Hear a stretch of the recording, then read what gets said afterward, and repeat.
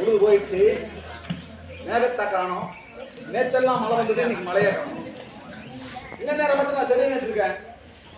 நாளைக்கு மழை தான் போச்சுன்னா என்ன பண்றது? சரி, இயற்கை கிட்ட வழி, நம்ம வேலையை பார்ப்போம். வாங்கம்மா, நம்மளோட வேலை பார்ப்போம்.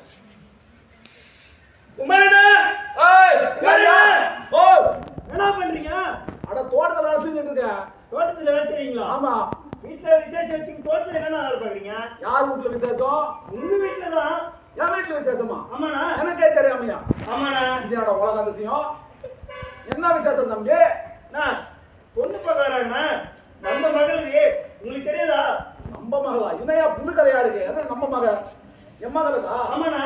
ஓஹோ, அது போன வாரமே வரேன்னு சொன்னாங்க. இன்னைக்கு வந்திருக்காங்க போல இருக்கு. போன வாரம் மழையா இருந்தது, அதனால வரலையா? தம்பி, நீ என்ன பண்ற? வேகமா வீட்டுக்கு போய் வந்தவங்களுக்கு டீ தண்ணி போட்டு கொடு. நாங்க கொஞ்சம் வேலை இருக்கு. மழை வந்துருச்சுன்னா பேசுற போயிடும். உதவி மட்டும் பண்றியா? கண்டிப்பாடா. போங்க, வரணும். சத்தியமா நம்ம பொண்ணுக்கு 14 வயசு ஆயிடுச்சு. என்ன ஆகுமோ ஏதாகுமோ பயந்துட்டு இருந்தா, போன வாரம் வரணும்னு சொன்ன மாப்பிள்ளை வருவாங்களோ வரமாட்டாங்களோ பயந்துட்டே இருந்தேன். பாத்தியா, மாப்பிள்ளை ஏற்பாடு பண்ணிட்டோம். பாத்தியில்ல? வேற எப்ப பண்றது? இப்ப பண்ணாத கல்யாணம் எப்ப பண்றது? 14 வயசு ஆகி போச்ச. வயிற்றுல நெருப்பா கட்டிட்டு இருக்கிறோமே. பொம்பளை பிள்ளையாச்சு. 4 பேரு நாக்க பல்லு மேல படாம வார்த்தை சொல்லிடுவாங்க. இங்க பாருங்க, ஸ்கூலுக்கு போறது, பொட்ட புள்ள, படிப்பு, டாக்டர் ஆகணும், வக்கீல் ஆகணும், அதை பத்தி எனக்கு கவலை இல்லை. ஒரு அப்பனா இப்ப நான் என்ன பண்ண போறேன்னா, என் பிள்ளைக்கு கல்யாணத்தை பண்ண போறேன். நீ என்ன பண்ற? வழக்கம் போல என் சொல் பேச்சை கேட்டு அடக்கமா ஒடுக்கமா அமைதியா இருக்கிற. பேசாம என் கூட வா. நல்லா இருக்கேன். சரி, போன வாரம் வரேன்னு சொன்னீங்க பாருங்க. அதானே இந்த மழை வந்ததுனால வர முடியல. சரி, எங்க பொண்ணுமா கூப்பிடுங்க, அது போயிடுவோம். அதை யோசிச்சு வந்தேன். பிள்ளைங்களை பள்ளிக்கூடத்துக்கு அனுப்ப கூடாதுன்றது. அது போடுங்க, விளையாட்டு, கபடி கபடின்னு ஆடிட்டு இங்க லேட்டா வர்றது. என்ன பழக்கம்? பட்டப்பல வீட்டுக்கு வர வேணாமா? ஆளை காணமே. அப்பா, இன்னைக்கு வீட்ல விளையாட்டுலாம் வச்சிருந்தாங்கப்பா. என்ன அப்பா நீ ஆடி வர? பொட்ட புள்ளையா அடக்க ஒடுக்குமா வரத விட்டுவிட்டு ரோட்ல எகிரிட்டு வர? என்ன பழக்கம் சொல்லு, என்ன மேட்ரு? எங்க ஸ்கூல்ல கபடி போட்டில வச்சாங்கப்பா. சரி, அதுல நான் மாநில அளவுல செலக்ஷன் ஆயிருக்கேன். அதுக்கு என்னப்போ? அதுக்கு வேற போட்டி கலந்து போனோமா? நீங்க போறாமா கபடி? இங்க பாரு, நான் சொன்னதை கரெக்டா சரி. இது வரைக்கும் அப்பா பேச்ச கட்டாதப்பன் பேர் எடுத்தேன். இதுலயும் அப்படி பேர் எடுத்துனா நான் மீசையை முறுக்கி விட்டு நடு ரோட்ல ஜம்முன்னு திரும்புவேன். உள்ள போ. அண்ணே, கபடி ஆகும். என்னன்னா இது போய் பேச வச்சுக்கிட்டு? ஒண்ணு இல்ல, காலம் கெட்டு போச்சு. ஆமாண்ணே, ஸ்கூலுக்கு வராங்க, காலேஜுக்கு போறாங்க, அந்த கல்ல படிப்பெல்லாம் படிச்சுட்டு நம்ம கிட்ட கேள்வி கேட்கறது. இப்பெல்லாம் படிக்க விட்டுக்கலாமா? நீங்க என்ன பண்றது? பொண்டாட்டி பேச்ச கேட்டு அரசாங்கம் முட்டை கொடுக்குறாங்க, ட்ரெஸ் கொடுக்குறாங்க, படிப்பு கொடுக்குறாங்க, சொல்லி என்னென்ன சலுகை கொடுத்து மாநில அளவு கபடிக்கு போறாங்க. தேவையா நம்ம குடும்பத்துக்கு? இது போய் நமக்கு கல்யாணம் பண்ணுமா? 17 வயசுல புள்ளைய பேசுமா? நாட்டுல ஜங்க கொஞ்சம் பெருகிட்டுமா? தேவையில்லாம பண்ணிக்கிட்டு என்னன்னா இப்படி ஆகி போச்சுண்ணே. இதை விட்டுற கூடாது. ஆமா, என்ன பாருங்க, இந்த கலண்டர் நான் நடத்தி வைக்கிறேன். சரிங்க. நம்ம ஊர் வழக்கம் என்ன? வயசு பார்த்தோம்னா பரிசை போடுறது. அதானே. அப்பா, எனக்கு 14 வயசு தான் ஆகுது. இப்ப எதுக்குப்பா எனக்கு கல்யாணம்? 14 வயசுல கல்யாணம் பண்ணாம வேற எந்த வயசுல கல்யாணம் பண்றது? நீயாவது பரவாயில்ல, உமா காரி இருக்கால, உமா காரி வாங்க. 13 12 வயசுல பரிசம் போட்டாச்சு.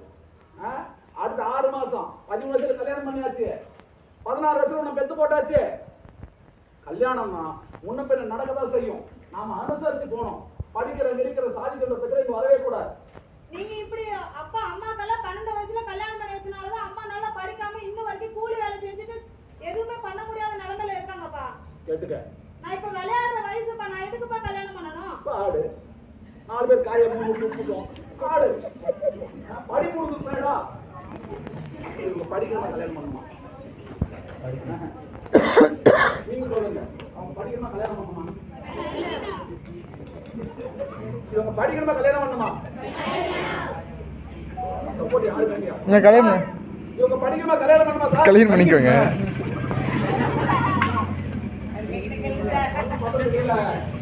மரியாதை போக போகுது. ஒரு பண்ணா நீ ஒரு கல்யாணம் பண்ண சொல்றா. ஆமா, நம்ம பையனை முடிச்சோம் அப்படின்னு நம்ம வேலை பார்த்துட்டு போயிட்டே இருக்கோம். இங்க பாருங்க, இதுக்கு கூட யார் வந்தாலும் சரி கல்யாணத்தை நடத்துறேன் வழக்கம் போல மீசை முடிக்கிட்டு நான் ஜம்மன போறேன்.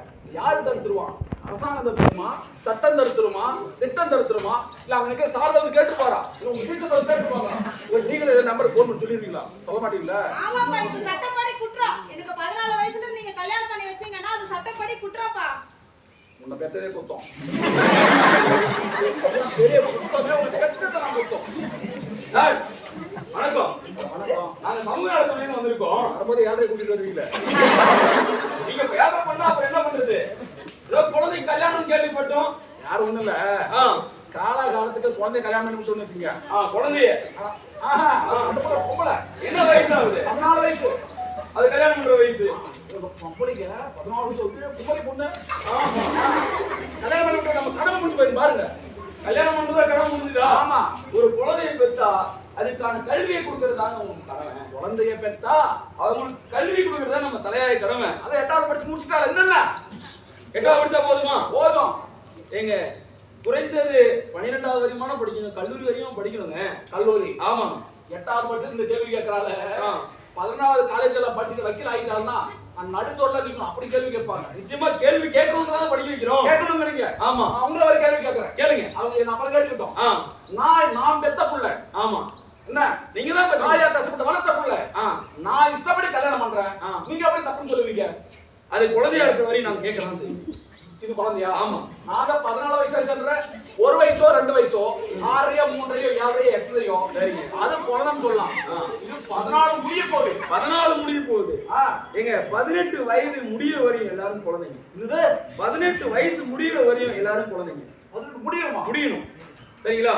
அதனால 18 வயது பெண்களுக்கு 18 வயசுக்கு கீழேயும் 21 வயசுக்கு கீழே திருமணம் பண்ணா சட்டப்படி சரி. நீ சட்டப்படி குற்றம்னீங்க. சரி. அது மீறி கல்யாணம் பண்ற. அதையும் மீறி கல்யாணம் பண்ணீங்கன்னா என்ன பண்ணுவீங்க? கல்யாணம் பண்ற அப்பா அம்மா, பொண்ணுக்கு அப்பா அம்மா, மாப்பிளைக்கு அப்பா அம்மா, சொந்தக்காரங்க, ஊர் பெரியவங்க, அதுக்கு முன்னாடி நடத்தி வச்சவங்க, வேலை வாசிச்சவங்க, அதுல என்னதான் சாப்பாடு போறவங்க எட்டி பார்த்தவங்க, மொய் வச்சவங்க முதல் கொண்டு அத்தனை பேரும் குற்றவாளிகள். குறைந்தபட்ச தண்டனையா 2 வருஷம் சிறை தண்டனையும் 1 லட்சம் அபராதம். ஆமாங்க. இந்த ஆளுகிட்ட பேசிட்டு இருந்தோம் நம்ம புள்ள வாழ்க்கை கேட்டு போயிடும். நம்ம என்ன பண்றோம்?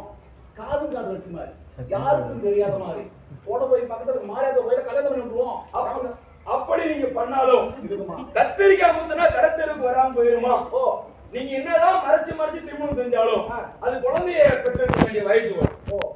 சரியா? கல்யாணம் பண்ணா அது குழந்தைய பெற்ற வேண்டிய கட்டாயம் வரும். சரி. நீங்க அரசு ஆரம்ப சுகாதார நிலையத்துக்கோ இல்ல சுகாதார செவிலியருக்கு நீங்க வரும்போது அதற்கான ஆதார் கார்டு கேட்கும். அதை வயசு பார்ப்போம். சரியா? வயசு பார்த்து நீங்க அது குழந்தை 18 வயசு கீழே இருக்கிற குழந்தை முழுகாம இருந்தா அந்த ஆண் மக்கள் எந்த வயதா இருந்தாலும் பரவாயில்ல, குறைந்தபட்ச தண்டனையா 20 வருடம் சிறை தண்டனை கிடைக்கும். போக்சோ சட்டம் உள்ள போயிருங்க. போக்சோ. ஆமா. 20 வருஷம் 2 லட்சம். ஆமா. அதனால நான் என்ன சொல்றேன்னா குழந்தைகளை படிக்க வைக்கலாம். நிச்சயமா 18 வயசுக்கு இருக்கிற எல்லாரும் குழந்தைங்க. அப்ப படிச்சு வளர்ந்து நம்ம கேள்வி கேட்டா தப்பு இல்ல. படிக்கணும், கேள்வி கேட்கணும், கேள்வினாலும் நிச்சயமா வேணும். அதுக்காக படிக்க வைக்கணும். சரிங்களா? குழந்தைகளாகிய உங்களுக்கு 18 வயசுக்கு கீழே யாராவது திருமணம் செய்யறாங்கன்னா உங்களுக்கு மட்டும் இல்ல, உங்க அக்கம் பக்கம் வீட்டுல உங்க கூட பள்ளிக்கூடம் வரவங்க பள்ளிக்கூடம் வர முடியல, இல்ல வேற பள்ளிக்கூடம் படிக்கிறவங்க கூட 18 வயசுக்கு கீழே திருமணம் செய்யறாங்க, ஆண்களுக்கு 21 வயசுக்கு கீழே திருமணம் செய்யறாங்கன்னா எந்த நம்பர் போன் பண்ணலாம்? என்ன நம்பர் போன் பண்ணலாம்? நிச்சயமா போன் பண்ணணும். சரிங்களா? அது மட்டும் இல்ல, பெண்களுக்கு மட்டும்தான் அந்த பிரச்சனையா? இல்ல, ஆண்களுக்கும் பிரச்சனை இருக்கு. நீ படிச்சா வீட்டுலாம் போதும், என்னைக்கா இருந்தாலும் நீ வேலைக்கு தானே போக போற, வேலைக்கு அப்ப போய் சம்பாதிக்கிறது இப்பவே சம்பாதிச்சுக்கலாமே அப்படின்னு ஆண்களுக்கும் ஆண் குழந்தைங்களை 18 வயசு கீழே வேலைக்கு சேர்த்தா அதுவும் குற்றம். குழந்தை தொழிலாளர் முறையும் ஒழிக்கணும். சரிங்களா? அதனால 18 வயசு கீழே ஆண்களா இருந்தாலும் பெண்களா இருந்தாலும் எல்லாரும் குழந்தைங்க, அவங்களுக்கு நிச்சயமா கல்வி வேணும். அதனால ஐயா நீங்க மூடி வச்சிருந்த என் கடை கண்ணை திறந்துட்டீங்க. ஆமா. ஒரே கலர்ல 2 மாங்காய் கேள்விப்பட்டிருக்கேன். நீங்க பல மாங்காய் அடிச்சிட்டீங்க. சரிங்க. 18 வயசுக்கு மேலதான் கல்யாணம் பண்ணணும். அது வரைக்கும் படிக்கணும். நிச்சயமா. 21 வயசு தாண்டாத ஒரு பையனுக்கு கல்யாணம் பண்ணாலும் தப்பு. அவர்தான் பாலியல் ரீதியா பாதிக்கப்படுற பெண் குழந்தைகளுக்கு அவங்களுக்கான எண்கள் இருக்கு ஆமா. அப்படின்னு சொன்னீங்க. எனக்கு என்ன ஒரு கேள்வின்னா, என்னங்க கேள்வி? அப்பனா அந்த எண்ணெய் என்னன்னு இவங்களுக்கு தெரியாதுன்னு நான் நினைக்கிறேன். தெரியாதா? ஆமா, எங்க என்ன நம்புறது? கரெக்டா சொல்றாங்க. நிச்சயமா அப்ப எல்லாருக்கும் தெரியுதுன்றீங்க. எல்லாருக்கும் தெரியும். இவங்களாம் தெரியாத இருக்கும் போது நான் மட்டும் மீச முடிக்கிட்டு என் குழந்தை நடக்கிறது சரியில்லை, ஏம்மா நீ படிக்க போ, நீ என்ன ஆகணும் ஆசைப்படு, சார் சொன்ன மாதிரி உன்னோட உரிமையை நீ பார்த்துக்கோ, உங்களுக்கு எவ்வளவு படிக்கணுமோ படிச்சுட்டே இருங்க, உங்க மூலமா நானும் தெரிஞ்சிருக்கேன். பல குழந்தைகள் கைவிடப்படுறாங்க, உரிமை ரீதியா சட்ட ரீதியா.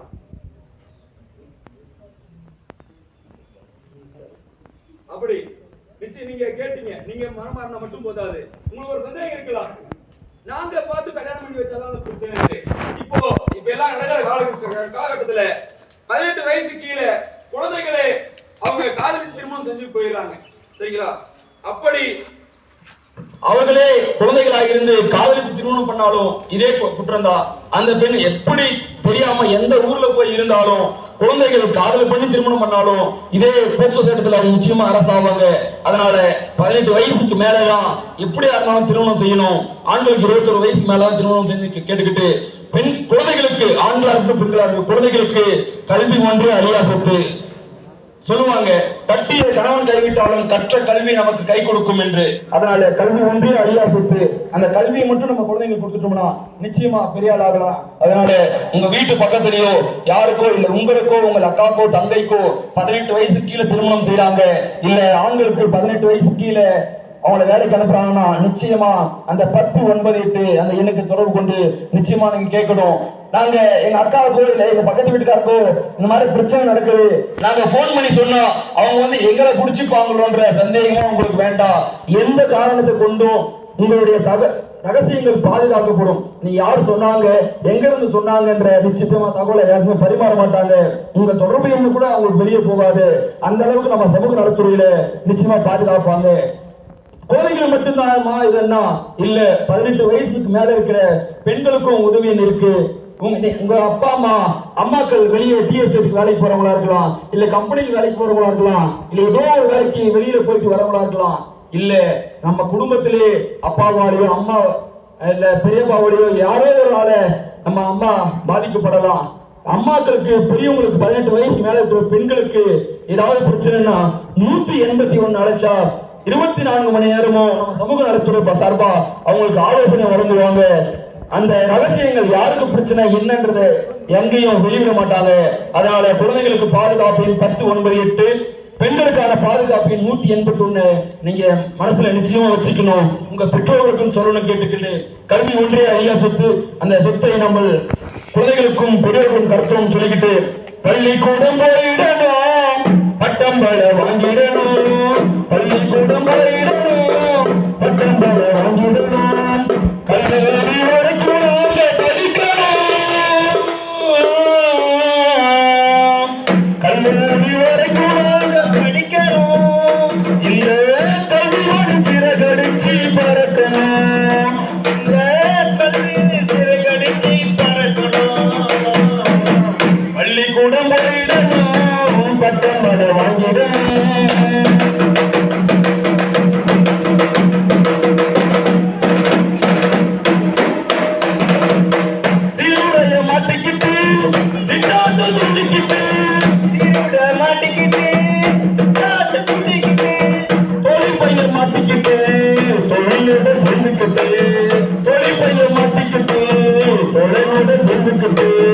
எல்லோரும் மாணவர்கள் அழைக்கணும், எல்லோரும் மாணவர்கள் அழைக்கணும், அந்த மதிப்பு உனக்கு உண்டான கிடைக்கணும், அந்த மதிப்பு மரியாதையும் கிடைக்கணும், பள்ளிக்கூடம் போயிடணும், பட்டம் பெற வாங்கிடணும், பள்ளிக்கூடம் போயிடணும், பட்டம் பெற வாங்கிடணும்.